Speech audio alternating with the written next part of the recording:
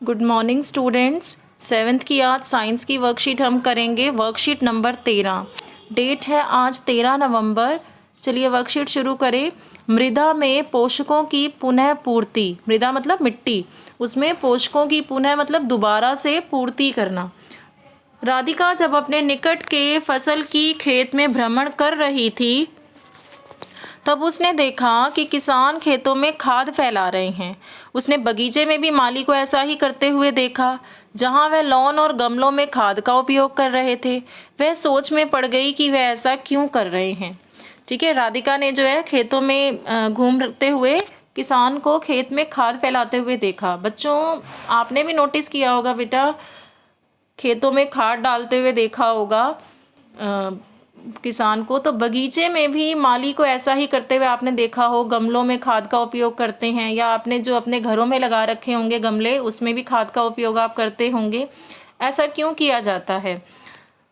आगे पढ़ते हैं। उर्वरक रासायनिक पदार्थ हैं जो पौधों को पोषक तत्व प्रदान करते हैं, मुख्य रूप से नाइट्रोजन, फास्फोरस और पोटेशियम। उर्वरक क्या है? रासायनिक पदार्थ होते हैं, पौधों को जो है पोषक तत्व देते हैं। ये नाइट्रोजन है, फास्फोरस, पोटेशियम, ये पोषक तत्व हैं। खाद्य क्या है? जैविक पदार्थ हैं जो पौधों, अवशेषों और पशुओं के गोबर से जो प्राप्त होते हैं तथा पौधों को पोषक तत्व प्रदान करते हैं। इसको मैं थोड़ा सा आपको इजी लैंग्वेज में बताऊं, जैसे खाद जो है वो किससे बनती है? गोबर और जो गले सड़े पौधे जो होते हैं ना, उनसे खाद बनती है। इन प्राकृतिक पदार्थों से बनती है खाद, और कार्बनिक पदार्थ होते हैं ये। जबकि उर्वरक की बात करें हम, तो ये कारखानों में बनाए जाते हैं, कृत्रिम पदार्थ हैं, ये कारखानों में बनते हैं और अकार्बनिक होते हैं। ठीक है, आगे पढ़ते हैं। पादप अपनी वृद्धि और अच्छे स्वस्थ विकास के लिए मृदा से खनिज पोषक तत्वों को अवशोषित करते हैं। जो पौधे हैं अपनी वृद्धि करने के लिए और अच्छे स्वास्थ्य के लिए मिट्टी से जो पोषक तत्व हैं, खनिज पोषक तत्व, उनको सोखते हैं। अवशोषित मीन्स सोखना। और मिट्टी में इनकी मात्रा लगातार फिर कम होती जा रही है, क्योंकि पौधे इनका यूज़ करते जा रहे हैं, तो इनकी मात्रा तो मिट्टी में अपने आप ही कम होती जाएगी। अब उर्वरक एवं खाद में नाइट्रोजन, फास्फोरस और पोटेशियम जैसे पादप पोषक होते हैं। उर्वरक और खाद में कौन से पोषक तत्व होते हैं? नाइट्रोजन है, फास्फोरस है, पोटेशियम है। अब मृदा को इन पोषक तत्वों से समृद्ध करने के लिए भूमि में उर्वरक और खाद मिलाने की आवश्यकता है। इन पोषक तत्वों की ज़रूरत है मिट्टी को। ठीक है, तो मिट्टी में इन पोषक तत्वों की पूर्ति करने के लिए हमें तो मिट्टी में ये पोषक तत्व मिलाने ही पड़ेंगे। उर्वरक और खाद हमें डालनी ही पड़ेगी मिट्टी में। जिस मिट्टी में नाइट्रोजन, फास्फोरस और पोटेशियम नहीं है, तो हमें उर्वरक वहाँ डालने पड़ेंगे। पौधे को सभी पादप पोषकों में से नाइट्रोजन की अधिक मात्रा में आवश्यकता होती है। सभी पादप पोषकों में से नाइट्रोजन की सबसे ज़्यादा मात्रा में पौधे को आवश्यकता होती है। वायु में नाइट्रोजन गैस प्रचुर मात्रा में है। नाइट्रोजन गैस जो है वो भरपूर मात्रा में है वायु में, लेकिन पादप इसे सीधे उपयोग भी नहीं कर पाते।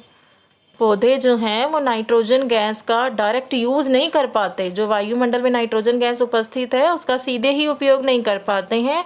पौधे कैसे लेते हैं इस नाइट्रोजन को? विलेय रूप में, विलेय मतलब घुलनशील रूप में इसको अवशोषित कर पाते हैं। और कैसे कर पाते हैं तो आगे हम जानते हैं। राइजोबियम नामक जीवाणु जो चना, मटर, मूंग और अन्य फलीदार पादपों की जड़ों में रहते हैं।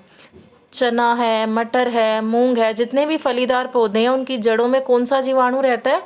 राइजोबियम नाम का।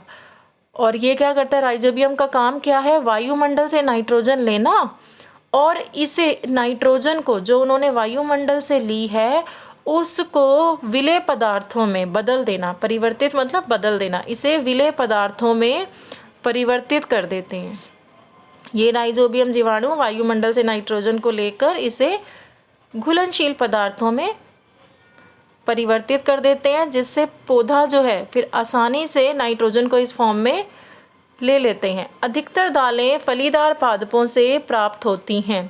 राइजोबियम अपना भोजन स्वयं नहीं बना सकता है, तो फलीदार पौधे बैक्टीरिया को क्या देंगे? भोजन और आश्रय प्रदान करते हैं। यह सहजीवी संबंध कहलाता है। सहजीवी संबंध क्या होता है बेटा?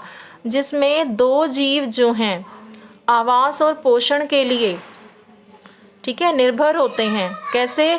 अब इसमें हमने पढ़ा, राइजोबियम जो है वो वायुमंडल से नाइट्रोजन लेकर के फलीदार पौधे को दे रहा है और पौधा क्या कर रहा है? बैक्टीरिया को भोजन देगा और आश्रय देगा रहने के लिए, ठीक है।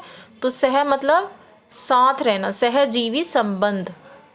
आगे आपको देखो सहजीवी संबंध की परिभाषा भी दी गई है। दो जीवों का मध्य संबंध जिसमें दोनों आवास और पोषण के लिए परस्पर लाभान्वित होते हैं, ठीक है। वो संबंध दो जीवों के बीच में जिसमें दोनों जीव आवास और पोषण के लिए आपस में एक दूसरे को क्या करते हैं? लाभ देते हैं। तो अब इसके हम क्वेश्चन आंसर देख लेते हैं। उर्वरक और खाद के बीच एक अंतर लिखें। ये यहाँ इसके अंतर दिए गए हैं बेटा। ये गोबर तथा गले सड़े पौधों जैसे प्राकृतिक पदार्थों से बनती है। खाद में आप लिख देंगे और उर्वरक में देखो पहला पॉइंट, ये कृत्रिम पदार्थ है जो कारखानों में तैयार किए जाते हैं। दूसरा पॉइंट भी दिया हुआ है, ये मुख्यतः कार्बनिक पदार्थ हैं। और उर्वरक में दूसरा पॉइंट है, ये मुख्यतः अकार्बनिक पदार्थ हैं।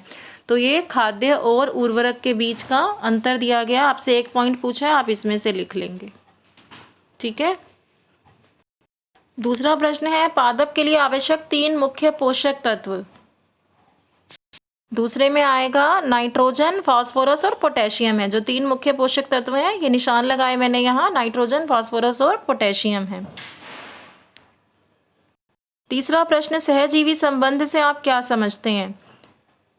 तो यहाँ आपको परिभाषा दी गई थी, दो जीवों का मध्य संबंध जिसमें दोनों जीव आवास और पोषण के लिए परस्पर लाभान्वित होते हैं, क्या कहलाता है? वो सहजीवी संबंध। यहाँ से आप लिख लेंगे।